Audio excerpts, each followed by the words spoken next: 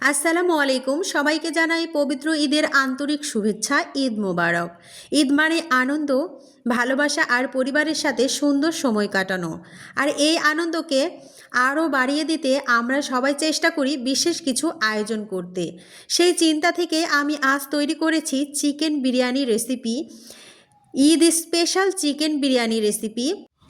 খুব সহজভাবে এবং অল্প উপকরণে আমি এটা তৈরি করে আপনাদেরকে দেখাবো। আশা করি আমার এই ছোট্ট প্রচেষ্টা আপনাদের কাছে অনেক অনেক ভালো লাগবে। পুরো ভিডিওটা দেখবেন এবং একটা লাইক দিয়ে পুরো ভিডিওটা স্টার্ট করার অনুরোধ রইল। আজকের এই ভিডিওতে আমি ধাপে ধাপে দেখিয়েছি কিভাবে খুব সহজ উপায়ে ঘরেই তৈরি করা যায় এই সুস্বাদু আইটেমটি। আমি চেষ্টা করেছি যেন উপকরণগুলো সহজলভ্য হয় এবং যে কেউ খুব সহজে এটি বানাতে পারে। প্রথমেই আমি প্রয়োজনীয় উপকরণগুলো সংগ্রহ করেছি যেগুলো আমাদের দৈনন্দিন রান্নাঘরে পাওয়া যায়।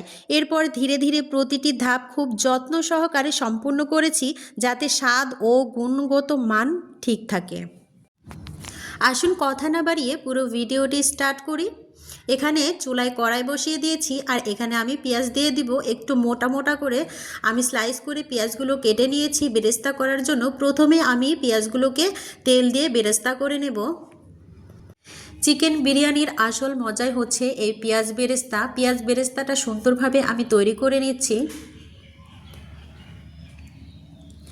একটু ভেঙে ভেঙে দেব, দিয়ে সুন্দরভাবে এটাকে নেড়ে চেড়ে একটু হালকা ভেজে নেব।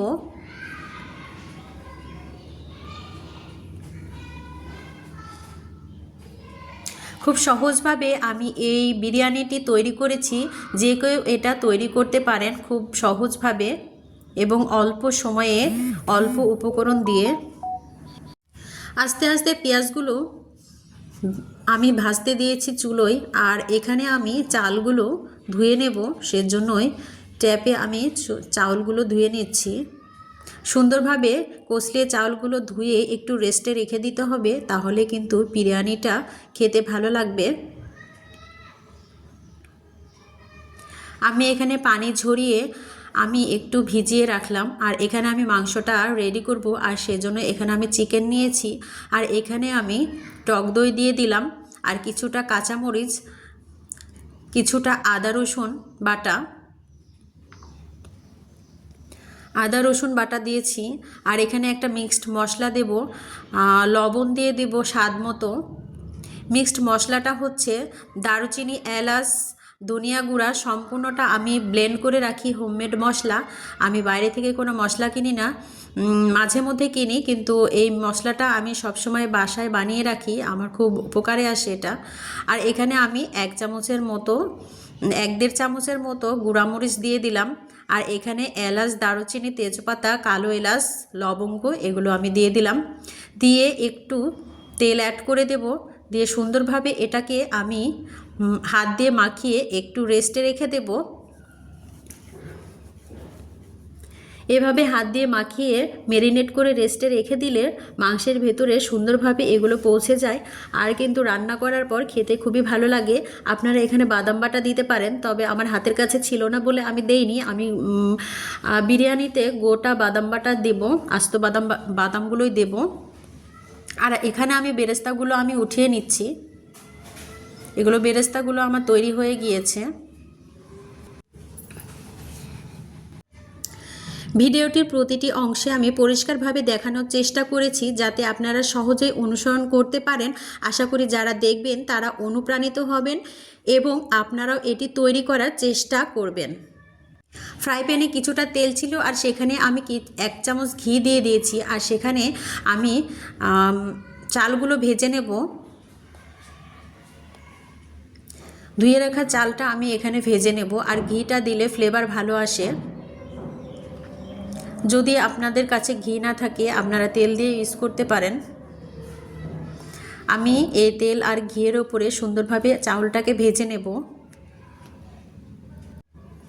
আমার এই ছোট্ট প্রচেষ্টা যদি আপনাদের ভালো লেগে থাকে তাহলে অবশ্যই জানাবেন। আপনাদের মতামত আমাকে আরও ভালো কিছু করার অনুপ্রেরণা দেবে। এখানে সম্পূর্ণ চাউলগুলো ঢেলে আমি ভালোভাবে এটাকে ভেজে নেব। আর ভেজে নেওয়াতেই কিন্তু বিরিয়ানির স্বাদটা দ্বিগুণ বেড়ে যায়। সুন্দরভাবে আমি এখানে ভেজে নিচ্ছি। দেখুন ভিডিওতে যেভাবে দেখাচ্ছি ঠিক এভাবে স্টেপগুলো ফলো করবেন, তাহলেই কিন্তু খুব সহজভাবে আপনারা এই বিরিয়ানির রেসিপিটা তৈরি করতে পারবেন।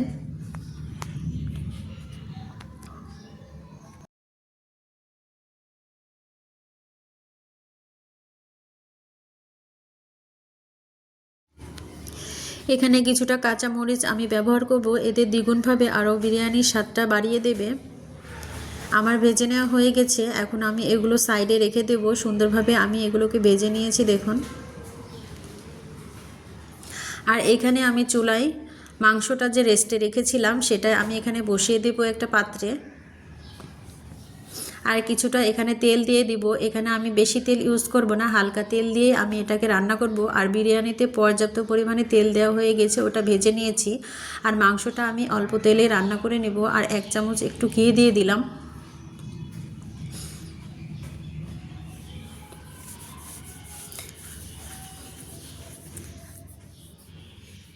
আপনারা এখানে বাটারে ইউজ করতে পারেন, আমার হাতের নাগালে ছিল না তাই আমি ঘি দিয়ে রান্না করলাম।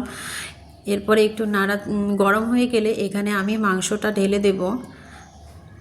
মেরিনেট করে রেখেছিলাম যে আধা ঘন্টার মতো, যে মাংসটা, একটু পেঁয়াজ বেরেস্তা আমি এখানে দিয়ে দিব। টক দই আর পেঁয়াজ বেরেস্তা যদি ব্লেন্ড করে দেওয়া যায় আরও বেশি ভালো হয়, তবে আমি ব্লেন্ড করলাম না, এভাবেই দিয়ে দিলাম।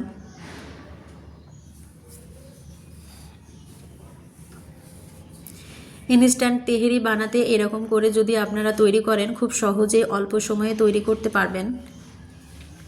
সম্পূর্ণটা আমি ঢেলে দিলাম। আর কিছুটা কষিয়ে নিয়ে আমি এখানে পানি অ্যাড করে দিয়ে রান্না বসিয়ে দেব।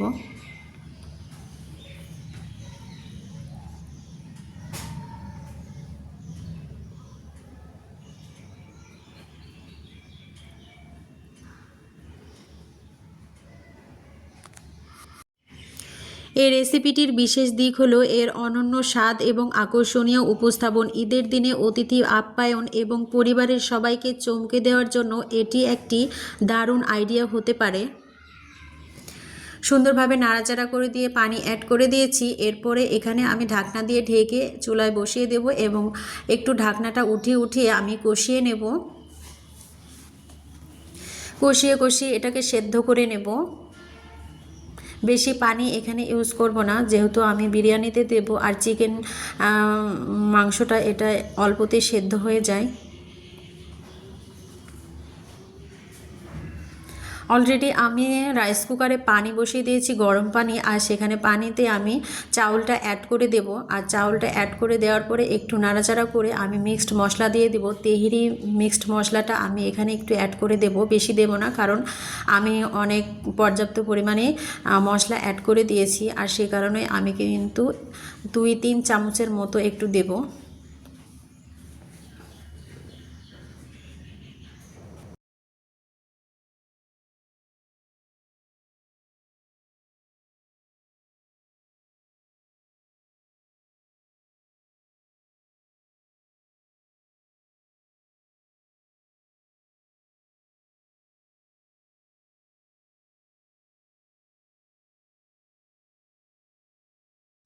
এখানে অ্যাড করে দিয়েছি এবং নাড়াচাড়া করে দিয়ে একটু ঢাকনা দিয়ে ঢেকে আমি বলক আসা পর্যন্ত অপেক্ষা করব।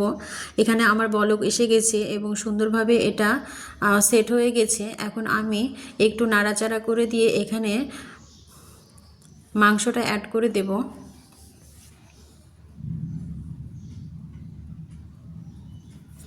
মাংসটা এখনই এখানে অ্যাড করে দিতে হবে, আর দিলে এখানে চাউলের সঙ্গে মিশে যাবে। আর বেশি শুকনা হলে ওটা হচ্ছে একটু সাদা সাদা থেকে যায়।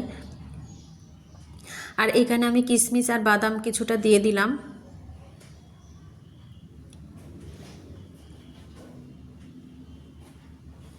এরপরে আমি এখানে মাংসটা অ্যাড করে দেব। ভিডিওতে যারা এ পর্যন্ত চলে এসেছেন, যারা লাইক দিতে একটা ভুলে গেছেন, অবশ্যই একটা লাইক দিয়ে পুরো ভিডিওটি স্টার্ট করার অনুরোধ রইল এবং পুরো ভিডিওটা ওয়াচ করে যাবেন। এবং আমিও কিন্তু নোটিফিকেশন পাওয়া মাত্র আপনাদের পেজে পৌঁছে যাব। সুন্দর করে আমি মাংসটা অ্যাড করে দিলাম। এই যে আমার রান্না হয়ে গিয়েছে, আমি এখানে অ্যাড করে দিচ্ছি।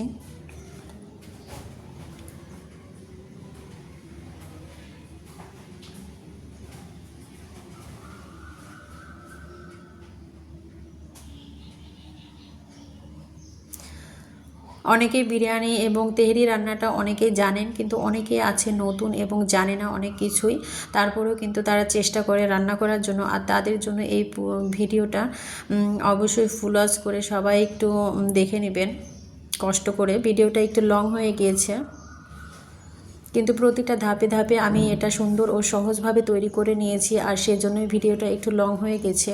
আমার তেহরিটা তৈরি হয়ে গিয়েছে। এই যে দেখুন কতটা সুন্দর এবং লোভনীয় হয়েছে, ঝরঝরে হয়েছে। সার্ভ করে আপনাদেরকে দেখাবো কতটা লোভনীয় হয়েছে। কিছুটা পেঁয়াজ বেরেস্তা কিন্তু দিয়ে, এখানে ঘি অ্যাড করে দিয়েও আপনারা দিতে পারেন, তবে আমি পর্যাপ্ত পরিমাণে ঘি অ্যাড করেছি, আর সেই কারণে আমি এখানে আর ঘি ইউজ করলাম না। এখানে পেঁয়াজ বেরেস্তা দিয়ে আমি একটু ঢাকনা দিয়ে ঢেকে রাখলাম, আর কিছুক্ষণ আমি এটাকে উঠিয়ে তারপরে একটু সার্ভ করে নেব।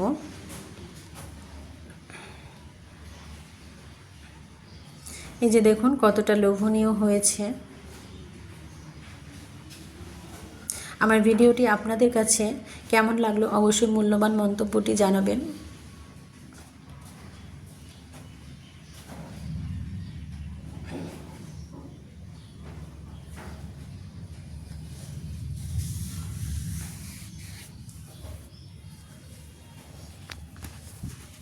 আমি জানি আমার আপুরা ভাইয়েরা অনেক এক্সপার্ট এই তেহরি বিরিয়ানি বানানোর ক্ষেত্রে, কিন্তু আমি একটু কম পেরেছি, তারপরেও কিন্তু পেরেছি এবং সহজভাবে বুঝিয়ে দেওয়ার চেষ্টা করেছি। যারা নতুন আছেন অবশ্যই সুন্দরভাবে ফুল ওয়াচ করে দেখবেন ভিডিওটি, তাহলে প্রতিটি স্টেপে বুঝতে পারবেন যে কিভাবে রান্না করলাম। সবাই ভালো থাকবেন, সুস্থ থাকবেন। আমার ভিডিওটি কেমন লাগলো অবশ্যই কমেন্ট বক্সে জানাতে ভুলবেন না। আবারও দেখা হবে নেক্সট কোনো ভিডিওতে। সে পর্যন্ত সবাই ভালো থাকবেন, সুস্থ থাকবেন। আল্লাহ হাফেজ।